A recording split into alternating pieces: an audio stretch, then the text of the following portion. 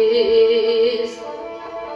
Сонда ханым сөйлегенде билейді, қарадың қойған атыңды, асыл туған сатыңды.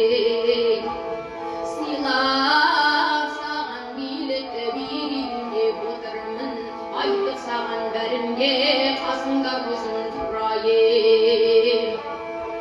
Бітпей тоғын іс болса өз халқымнан сұрайын, бірігіп кеңес құрайын, бір-екі жыл қасымда өзің жолдас болайын. Естіген соң бұл сөзді мақұлдап қабыл алады, тарқаған соң кеңестен атасымен қол беріп үйіне сонда барады. Атадан тақты алған соң қарадың ойға қалады.